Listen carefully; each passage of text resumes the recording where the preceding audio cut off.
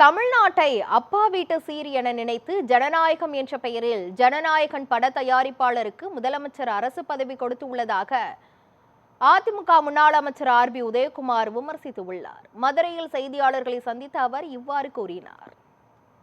8 கோடி தமிழர்களுடைய உரிமையை தலைநகர் டெல்லிக்கு சென்று நிலைநாட்டுகிற டெல்லி சிறப்பு பிரதிநிதி பதவியில ஒட்டுமொத்த தமிழ் சமுதாயத்திலிருந்து ஒருவர் கூட நம்முடைய மாண்புமிகு முதல்வருக்கு அவர் கண்ணுக்கு தட்டுப்படவில்லையா அல்லது அவருடைய கவனத்திலே வரவில்லையா என்று தெரியவில்லை. கர்நாடக திரைப்பட தயாரிப்பாளராக தெலுங்கு, தமிழ் உள்பட பல ஒளிப்படங்களை எடுத்த வெங்கட் நாராயணா அவரை ஒருவேளை அவர் சமூக நீதி போராளியாக இருந்திருப்பாரோ, சுதந்திர போராட்டத்தில் அவர்கள் பங்கேற்று அவருடைய முன்னோர்கள் பங்கேற்றிருப்பார்களோ நமக்கு வரலாறு தெரியவில்லை. ஏனால் அவர் தமிழர் அல்ல, அவர் கர்நாடகத்தை சேர்ந்தவர்.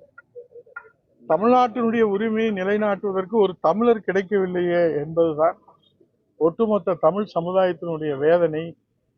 இங்கே எங்களிடத்தில் பல பேர்கள் கருத்துக்கள் சொன்னார்கள். இதுல என்னவென்று சொன்னால், ஏதோ முதல்வர் ஆனால் ஆயுள் முழுக்க அவரே முதல்வராக இருப்பதை போல நினைத்து கொண்டு, தமிழ்நாடு அவருடைய அப்பா வீட்டு பாட்டன் வீட்டு சொத்து போல நினைத்து கொண்டு அரசு பதவிகளை தன்னுடைய நட்பு வட்டாரத்தில் இருப்பவர்களுக்கு வாரி வாரி வழங்குவது இப்போது விமர்சனத்துக்கும் விவாதத்துக்கும் உள்ளானாலும் கூட